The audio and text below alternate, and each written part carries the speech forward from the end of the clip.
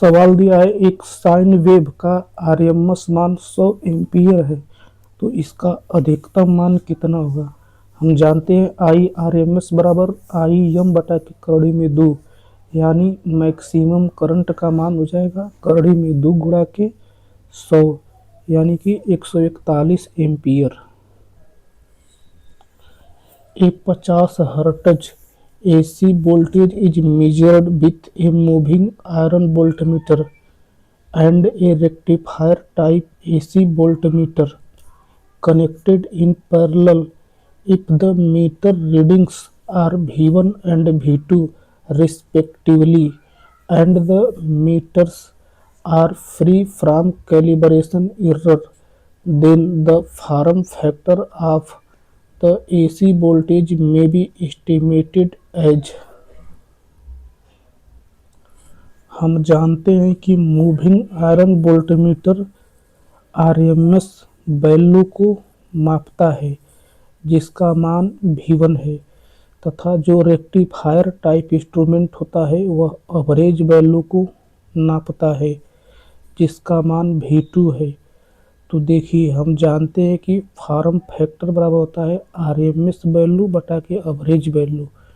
Form factor बराबर RMS value बटा के एवरेज वैल्यू, मतलब कि जो मूविंग आयरन वोल्टमीटर है उसका मैग्नीट्यूड बटा के रेक्टिफायर टाइप इंस्ट्रूमेंट का मैग्नीट्यूड, यानी कि V1 बटे के V2 हो जाएगा। सवाल दिया है एक तार में 10 एम्पीयर की डीसी धारा प्रवाहित होती है तथा उसी तार में 20 एम्पीयर की साइनोसोडल करंट भी प्रवाहित होती है जिसका पीक वैल्यू 20 एम्पीयर है, तो धारा का आरएमएस मान क्या होगा।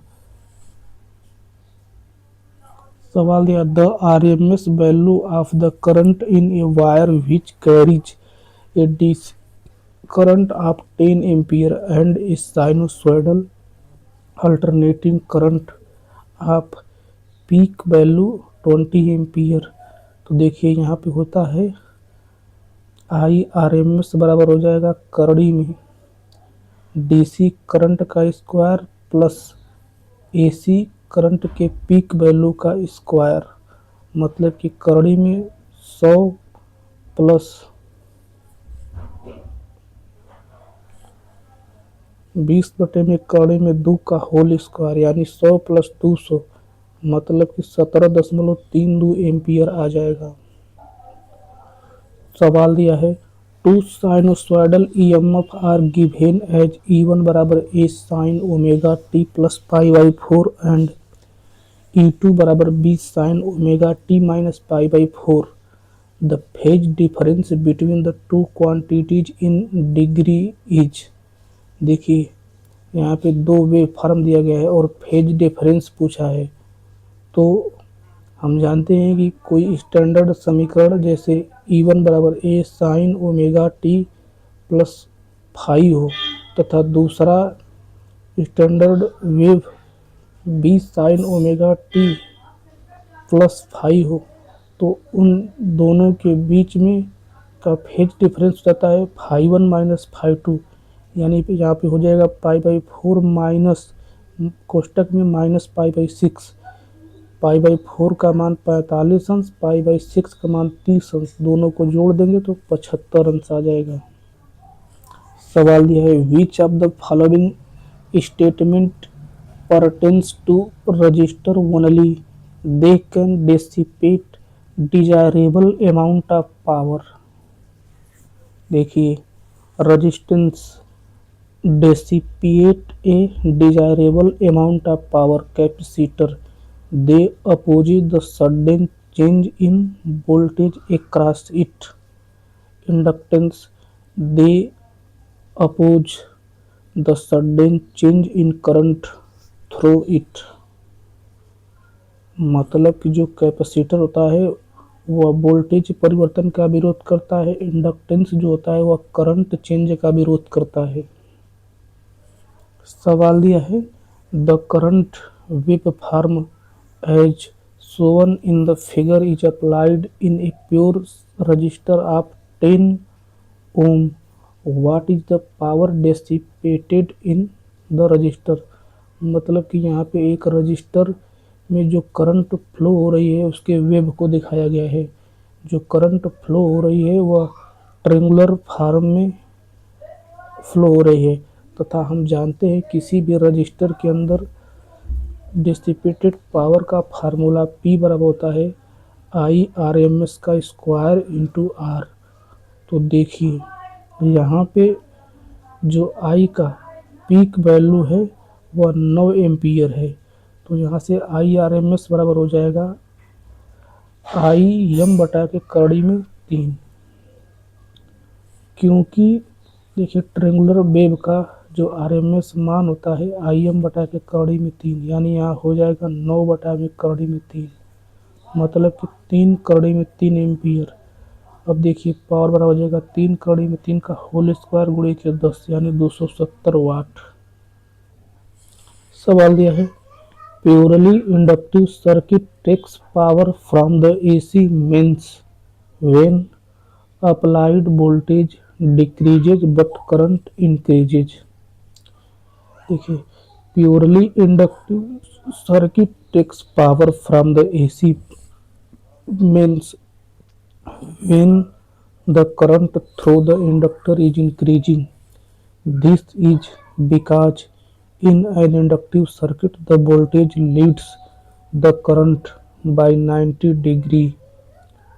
Increase in power is a result of the energy being temporarily stored in the magnetic field of the inductor. When the current is increasing, energy being stored in the magnetic field, which means power is being drawn from the AC mains to support this increase in energy storage.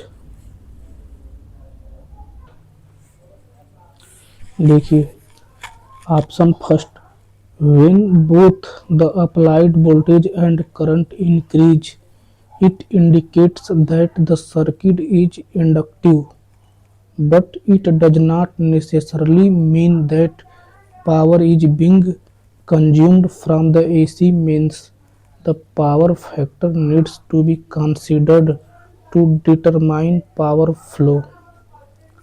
Option 2, when both the applied voltage and current decrease, it again indicates an inductive circuit, but power consumption cannot be determined without considering the power factor. Option 3, when the applied voltage decreases but current increases, it suggests a lagging power factor, which typically indicates power consumption by the circuit from the AC mains. Therefore, this option is likely when power is being taken from the AC mains. Option 4, when the applied voltage increases but the current decreases, it suggests a leading power factor which typically indicates power being supplied back to the AC mains. Therefore, this option is unlikely for power consumption from the AC mains. A pure capacitance connected across 50 Hz 230 voltage supply consumes 0.04 watt. This consumption is attributed to both ohmic loss due to ohmic resistance of plates and loss of energy in the dielectric material. देखिए power loss in a real capacitor is due to plate resistance and dielectric between plates. Hence, ohmic loss due to ohmic resistance of plates and loss of energy in a dielectric in a capacitor. For the AC circuit as shown below, if the RMS voltage across the resistor is 120 volt, what is the value of the inductor? देखिए यहाँ पे V बराबर 150 करोड़ी में 2 sign 500 T वाला source लगा हुआ है, उसके एक क्रॉस 101 किलो ओम का रजिस्टर लगा हुआ है और एक ठो इंडक्टर लगा हुआ है। अब देखिए दिया है रजिस्टर के एक क्रॉस जो वोल्टेज है वह 120 वोल्ट है, तब इंडक्टर का मान क्या होगा?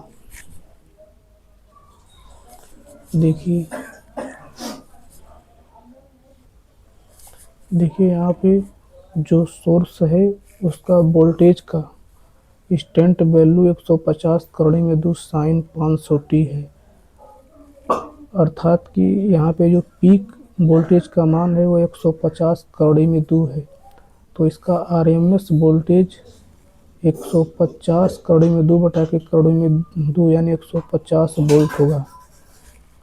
अब देखिए दिया है 1 किलो ओम के क्रॉस वोल्टेज 120 वोल्ट, तो हम यहाँ से बोल सकते हैं कि जो है सोर्स का आरएमएस वोल्टेज का स्क्वायर बराबर रजिस्टर वोल्टेज का स्क्वायर प्लस इंडक्टर वोल्टेज का स्क्वायर, यानी कि यहाँ से इंडक्टर के अक्रॉस वोल्टेज का मान हो जाएगा करड़ी में 150 का स्क्वायर माइनस 120 का स्क्वायर, यानी VL बराबर 90 वोल्ट हो जाएगा।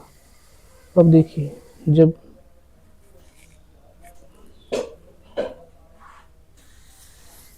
ये सभी एलिमेंट सीरीज में जुड़े हुए हैं, तो करंट का मान निकाल लेंगे तो 1 किलो ओम के क्रॉस वोल्टेज 120 है, तो रजिस्टर में फ्लो होने वाली करंट यानी सर्किट में फ्लो होने वाली करंट का मान 120 बटा के 1 किलो ओम यानी कि हो जाएगा 120 मिली एम्पियर। अब देखिए VL का मान 90 हम निकाल चुके हैं, तो हम जानते हैं VL बराबर होता है I गुणे के ओमेगा L, अर्थात कि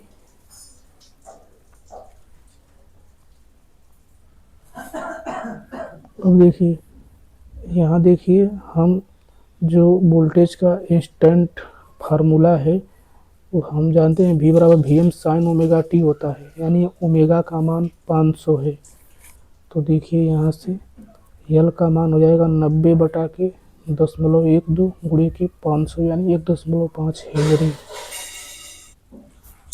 एक परिपथ का वोल्टेज फेजर 10 कोण 15 वोल्ट तथा धारा फेजर 2 कोण माइनस 45 एम्पियर है, तो परिपथ में सक्रिय और प्रतिघाती शक्तियां हैं। The voltage phasor of a circuit is 10 angle 15 volt and the current phasor is 2 angle minus 45 ampere. The active power and reactive powers in circuit are, तो देखिए यहाँ पे V बराबर दिया है 10 एंगल 15 अंश, I बराबर 2 एंगल माइनस 45 अंश, तो यहाँ से देखिए फेज डिफरेंस का मान हो जाएगा, यानी phase difference between voltage and current is equal to phi बराबर 15 माइनस 45 यानी 60 अंश। एक्टिव पावर बराबर होता है P बराबर VI cos फाई, यानी कि 10 गुणे के 2 गुणे के cos 60 अंश का मान 1/2 यानी 10 वाट, तथा रिएक्टिव पावर बराबर होता है VI साइन फाई, यानी 10 गुणा के 2 गुणा के साइन 60 अंश, साइन 60 अंश का मान 0.866 होता है, यानी 17.32 वोल्ट एम्पियर रिएक्टिव आ जाएगा। In an RLC circuit supplied from an AC source, the reactive power is proportional to the difference between the average energy stored in the electric field and that stored in the magnetic field. In an RLC circuit supplied from an AC source, the reactive power is proportional to the difference between the average energy stored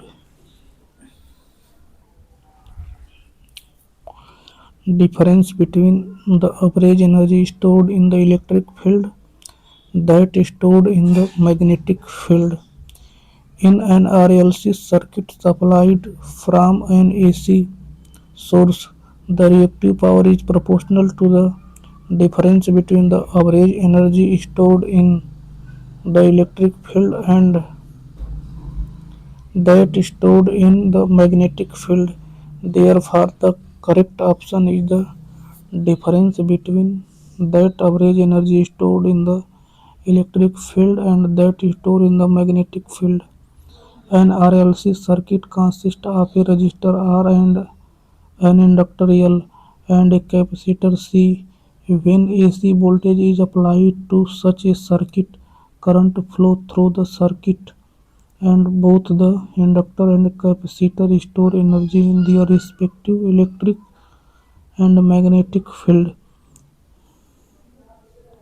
In an AC circuit, the voltage and current oscillate sinusoidally over time, resulting in the continuous transfer of energy between the electric and magnetic field of the inductor and capacitor. At any point in time, the sum of the energies stored in the electric and magnetic field remains constant, but their individual contribution may vary. There are instances when the energy stored in the electric field is greater than that stored in the magnetic field and vice versa, leading to a constant exchange of energy.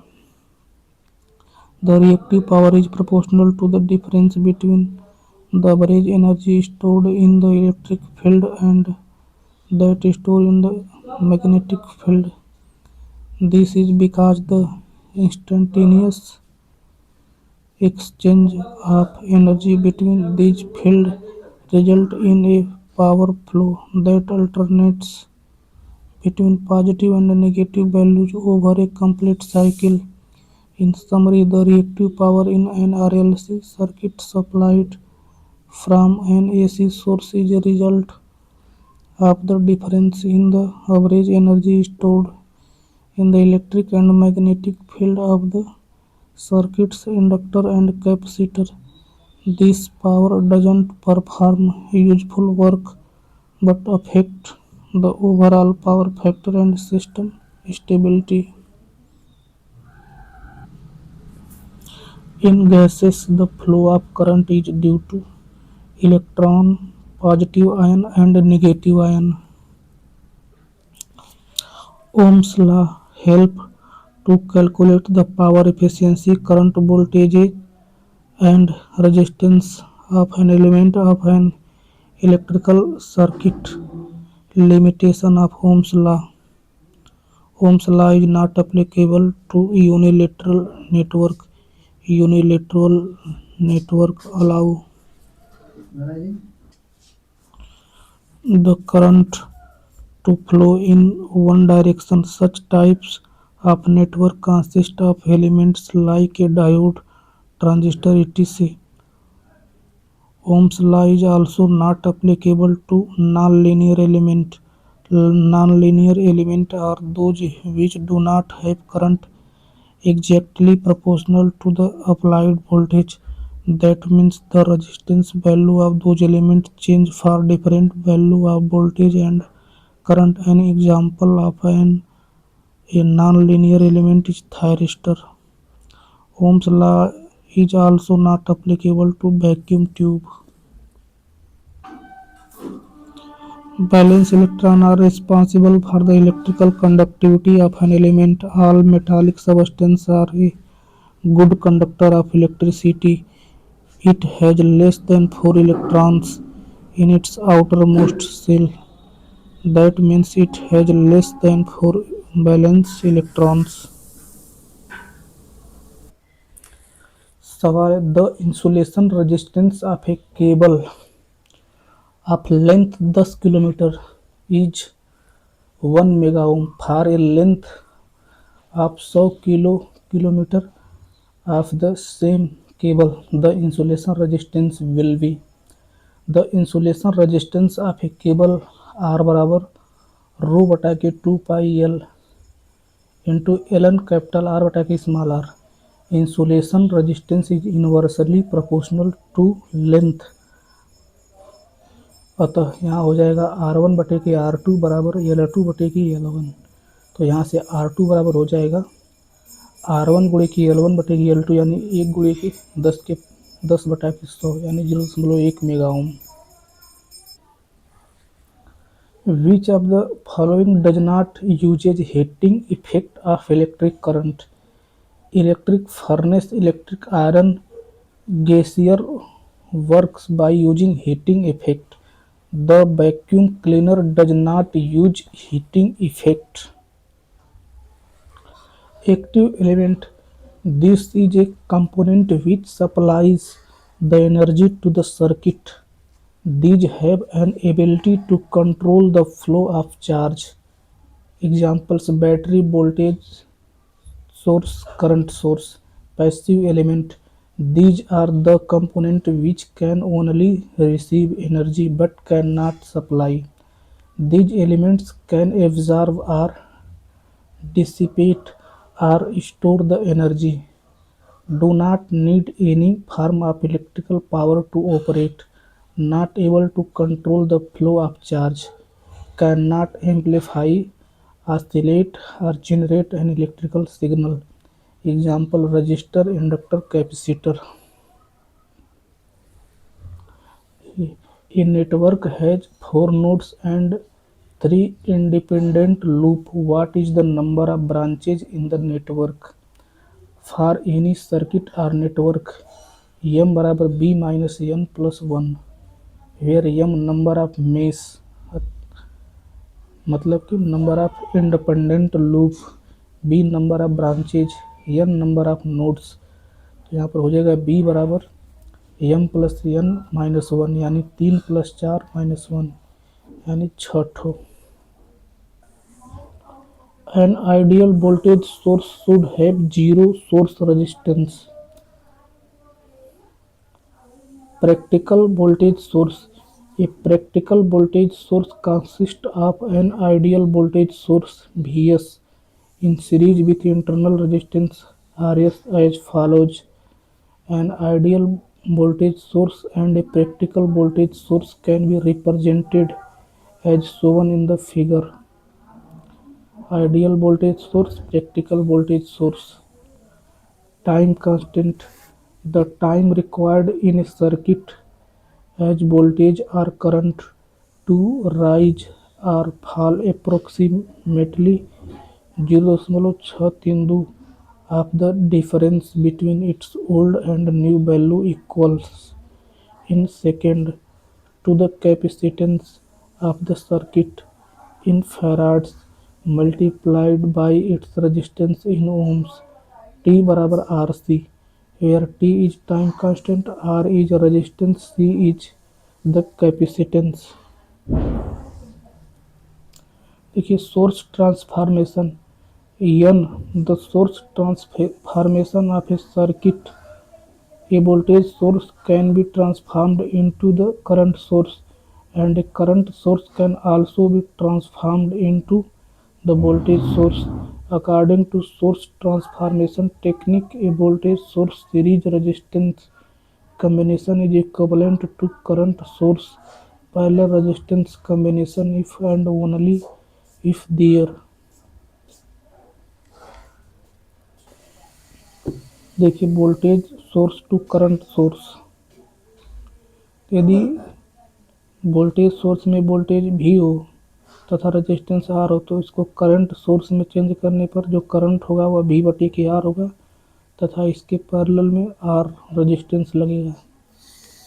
यदि current source में current I हो तथा parallel resistance R हो तो voltage source में जो voltage हो जाएगा वह आई आर हो जाएगा तथा सीरीज में रेजिस्टेंस आर हो जाएगा। यहाँ पे देखिए एक सर्किट दिया है, ज्ञात करना है कि पावर डिलीवर्ड बाई 24 वोल्टेज। यहाँ पे देखिए जो करंट डिपेंडेंट सोर्स, जो वोल्टेज डिपेंडेंट करंट सोर्स है, उसका जो करंट है 2IR है तथा उसके पैरेलल एक ठो 6 ओम का रेजिस्टेंस लगा हुआ है जिसमें IR करंट फ्लो कर रही है तथा उसके क्रॉस वोल्टेज 24 वोल्ट है। तो देखिए IR का मान हो जाएगा 24/6 यानी 4 एम्पियर। तो देखिए जो 2IR का मान हो जाएगा 8 एम्पियर। देखिए हम जानते हैं कि P बराबर होता है आई गुणे के आर, यानी कि 24 वोल्ट से फ्लो होने वाली करंट जो होगा वह 3IR बोले तो 12 एम्पियर 24 वोल्टेज है। तो P बराबर हो जाएगा VI यानी 24 गुणे के 12 यानी 288 वाट। A coil wound over an iron carries a certain current and establishes flux in the ring. If the area of a cross section of the ring is doubled, the flux in the core is double of the previous value।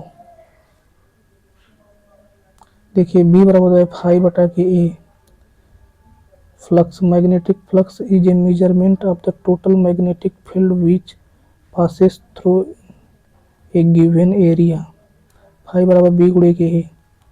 For a constant current around the coil, the magnetic field generated will also be constant। Now for double the area, the net flux will be double। Air gap is non-magnetic part of a magnetic circuit।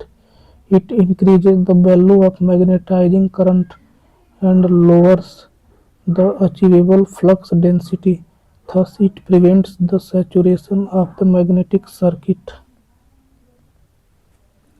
The magnetic flux inside an existing coil is same as on its outside surface। A coil having a number of turns N of any conducting material are wound over the core. This coil is called the existing coil। In presence of current in the coil, magnetic flux phi will be produced within the core। The magnetic flux inside an existing coil is same as on its outside surface। Additional information: solenoid।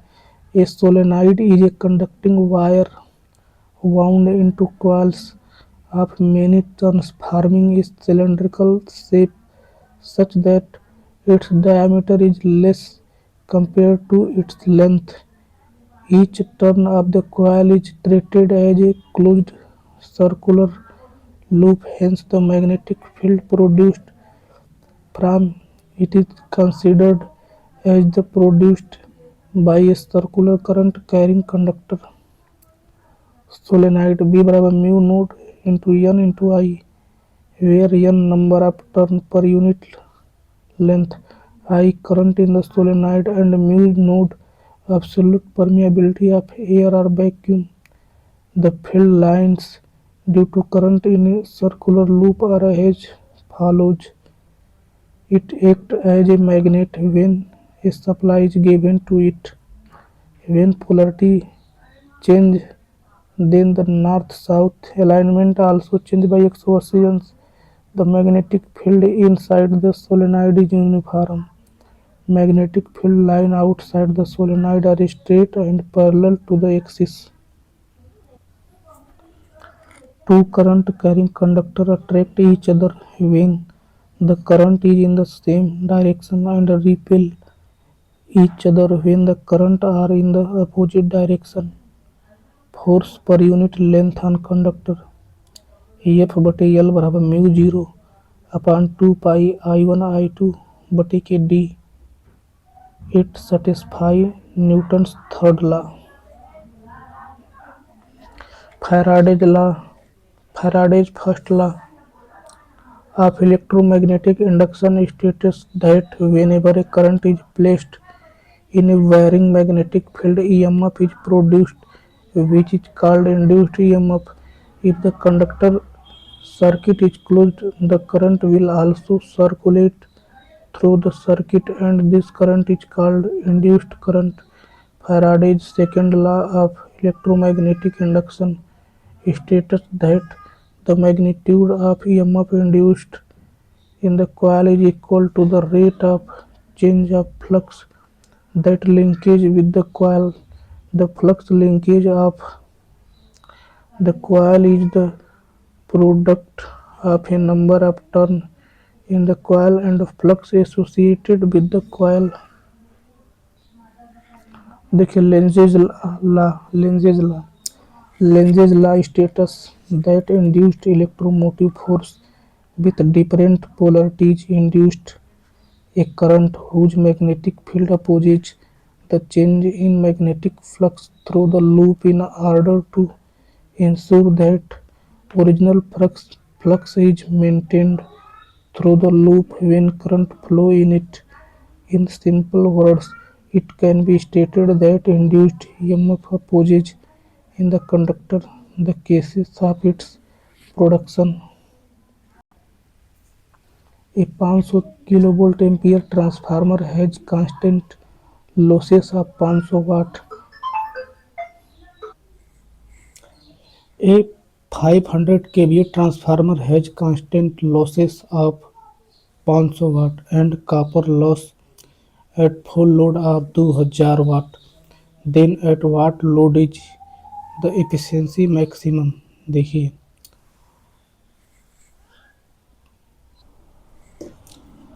देखिए maximum load का maximum efficiency बराबर होता है full load करड़ी में iron loss बटा के copper loss. यहाँ पे आयरन लॉस 500 है, कॉपर लॉस 2000 है, तो 500 बटा के 2000 मतलब कि हो जाएगा 1/4, यानी कि हो जाएगा 1/2, यानी कि जो मैक्सिमम एफिशिएंसी होगा वह फुल लोड यानी 500 वाट का 1/2 यानी 250 वाट होगा, यानी 250 वाट के लोड पर मैक्सिमम एफिशिएंसी होगा।